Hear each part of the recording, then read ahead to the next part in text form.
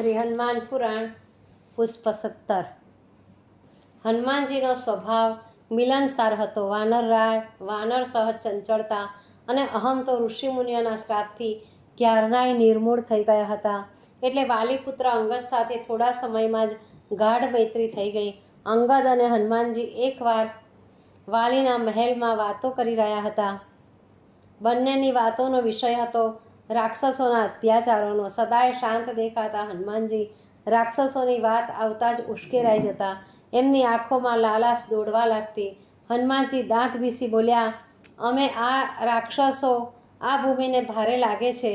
રાક્ષસોના અત્યાચારોથી તો ધરતી માતાએ ત્રાસી ગયા છે। રાક્ષસોના આક્રમણ વખતે ઋષિમુનિઓ યજ્ઞ અધૂરા છોડી દઈ, આશ્રમના દ્વાર ખુલ્લા મૂકી દઈ પ્રાણ બચાવવા વનમાં ઊંડે ઊંડે ભાગી છૂટે છે। મારા હાથમાં જો કોઈ રાક્ષસ આવી જાય ને તો હું તો તેના હાડકાના ચૂરે ચૂરા કરી નાખી એને યમસદન પહોંચાડી દઉં। મંત્રમુગ્ધ બનીને હનુમાનજીની વીરવાણી અંગદ સાંભળી રહ્યા હતા।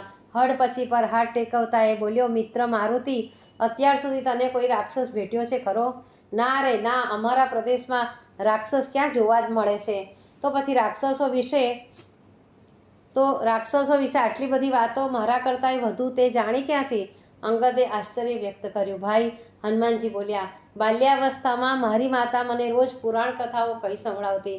એમાં સંતોની ને દાનેશ્વરીની વાતો આવે। શૂરવીરોની શૌર્ય કથા પણ એવી રસભરી શૈલીમાં કહી સંભળાવે કે આંખનું મટકુંય માર્યા વિના હું તો બસ સાંભળ્યા જ કરતો।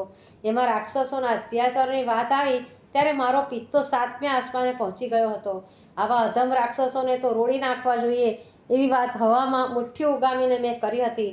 માતાએ મારો વાંસો થાબડી પ્રેરણા આપતા કહ્યું, શાબાશ મારા લાલ, મેં તારી પાસેથી આ જ આશા રાખી હતી। આજે મને ખાતરી થઈ ગઈ છે કે તું મારું દૂધ લજવીશ નહીં। અંદરના આવાસમાં બેઠા બેઠા વાલીરાજ બંને મિત્રોની વાત કાન દઈને ખૂબ રસપૂર્વક સાંભળી રહ્યા હતા। હનુમાનજીએ છેલ્લું વાક્ય હજી માંડ પૂરું કર્યું ત્યાં તો એને ખભે પ્રેમપૂર્વક હાથ મૂકી એ બોલ્યા, બેટા, મને પણ આ રાક્ષસોની જ ચિંતા અહર્નિશ સતાવ્યા કરે છે। તારી યુદ્ધ નિપુણતાની અને હિંમતની ઘણી વાતો મેં સાંભળી છે। આપણા પંપાપુરની આજુબાજુમાં વનોમાં રાક્ષસો મોટા પ્રમાણમાં વસે છે। વસ્તીમાં આવીને ઘણીવાર રંજાડ કરી જાય છે। હું એમની સાથે યુદ્ધ કરવા વનમાં જાઉં તો બીજા રાક્ષસો મારી ગેરહાજરીનો લાભ લઈ પંપાપુરની અંદર ઘૂસી જઈ કાળો કેર વર્તાવવા માંડે છે।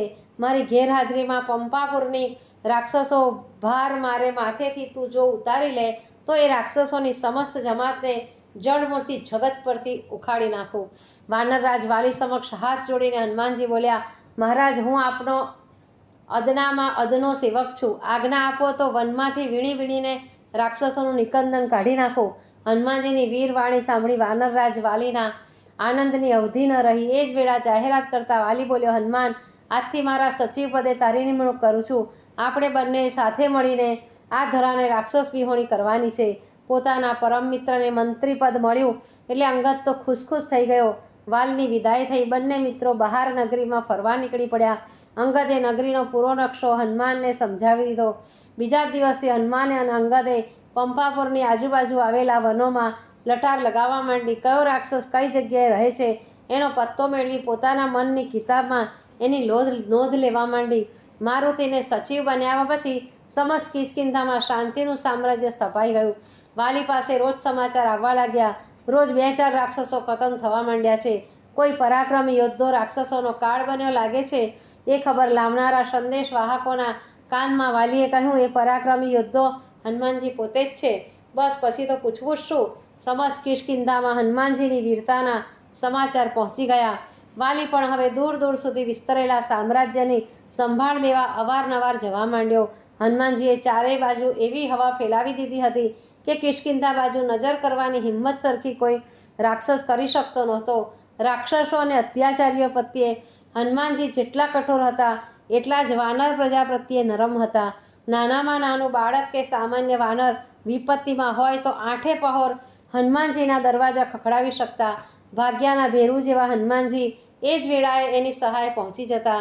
એટલે તો પ્રજાએ અંતરના ઉમાળકાથી એમને સંકટમોચકનું બિરુદ આપ્યું હતું। ક્યારેક અટપટા રાજદ્વારી કોયડા ઊભા થતા ત્યારે વાનરરાજ વાલી હનુમાનની સલાહ પૂછતા।